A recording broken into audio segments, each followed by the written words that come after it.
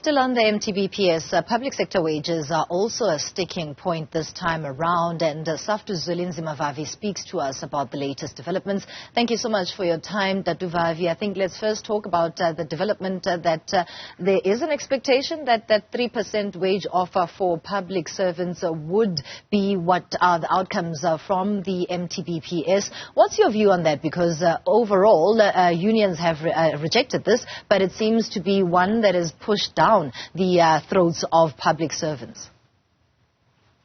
Well, it's going to be completely unforgivable that the government again imposes way below the inflation rate increases on the public sector workers.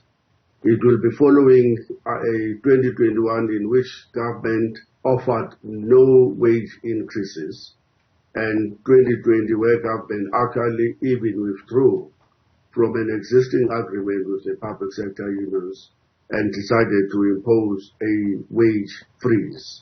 It would be a provocation if government was to say it will ignore the history in which it has stagnated and freezed or frozen the wages of the public sector workers for 3 years now. And government will have to bear the consequences of a strike action that is looming in the public sector. What is encouraging Saftu this year around is that there is a great unity and there is a common purpose between the public sector unions across all of the federations, and who are meeting again today at 12 o'clock at the PSCPC in the last minute resort to try and resolve the impasse.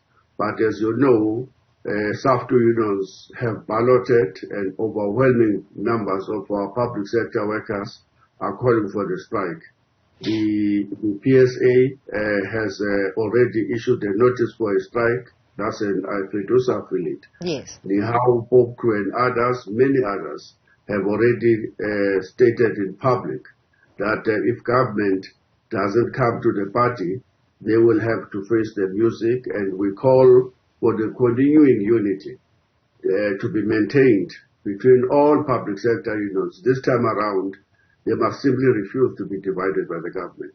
And what's to be said about the fiscal position of the South African public purse is remaining in positive territory, and that's due to the better than expected tax revenue. And the argument that public sector unions have posed for quite some time is that the state does have funds, and we saw recently in the Transnet strike that an agreement of below inflation was then agreed upon, and the carrot that was dangled, or the threat, was that the economy is going to grind to a halt, and therefore public sector unions need to come to the party. But it seems like much of the Pied Piper's dancing is done by public workers.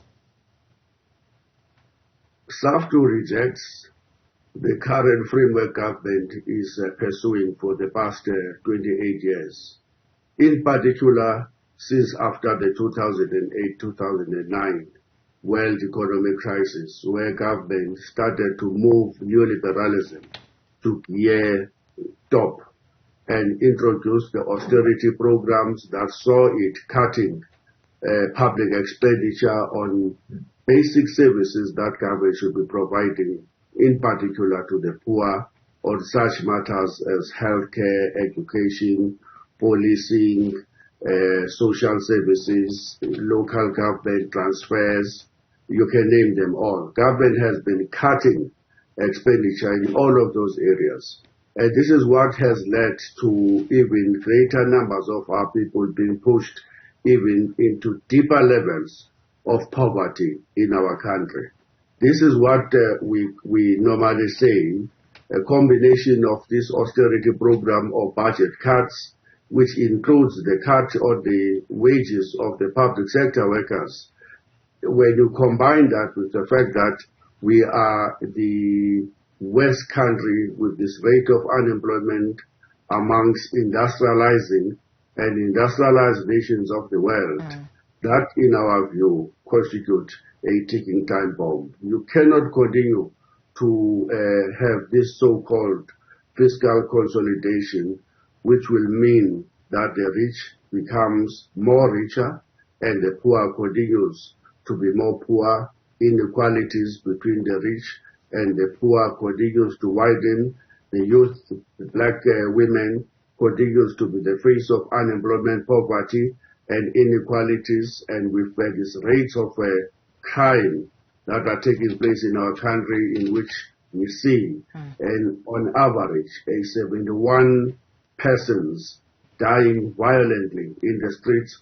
And whilst all that is happening, government is cutting the police budget, make it almost impossible to launch a strategy that will ensure that we are liberated from this nightmare of a life, in particular in the black residential areas where the working class reside.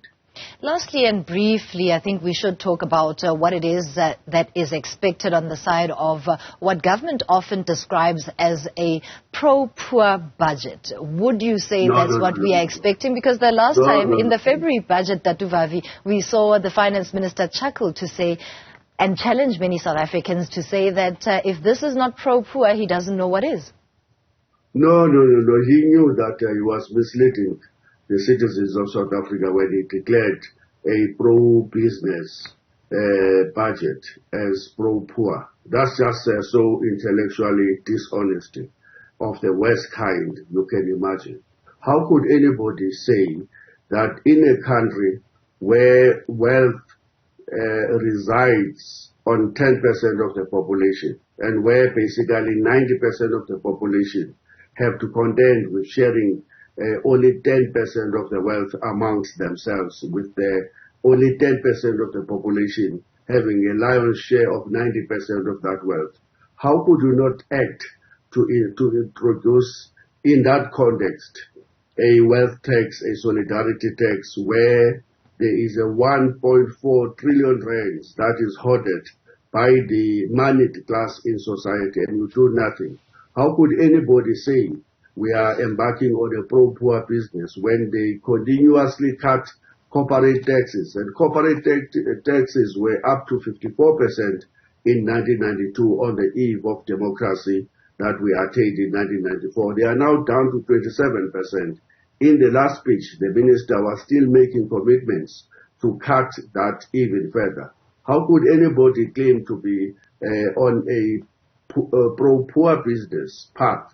Pro-poor path when you are allowing corporates to move up to 400 billion rands through illicit cash outflows in this country? How could you allow them to steal 35 to 40% of your procurement budget, and literally entrepreneurs who are mainly big white companies benefit from that to the exclusion of the greater majority of the country, and you turn around and say that that is a pro-poor? If we had a pro-poor business, pro-poor budget, we would have not have a 74% of young people unemployed in this country. We would not have 8 out of these 9 provinces having unemployment of more than 40%, or an average of 45% unemployment rate in the overall. You wouldn't have a situation where black African women, the face of that unemployment, are sitting with a catastrophic 53% unemployment rate. We would not be the most unequal society in the world, and will certainly not be a country with this worst unemployment rates amongst all of the developing and developed economies. So the statements that we are embarking on a pro-poor is good for the minister to get applause from the psychopaths in parliament, who are mainly coming from his party and the Democratic Alliance, but the poor know that they don't have services in Soweto. They are in the streets as we speak, and their infrastructure is collapsing all over. The hospitals, in some cases, are becoming mortuaries. The police stations are becoming the places where the people get humiliated because there's no infrastructure, there's no police van, and the police stations, in some cases, are themselves load-shedded and look more like a shack next door. And we know, and we're not stupid, and the minister mustn't take our thinking ability for granted. Thank you for your views, Saftu Zwelinzima Vavi, talking to us about expectations ahead of the medium-term budget policy statement.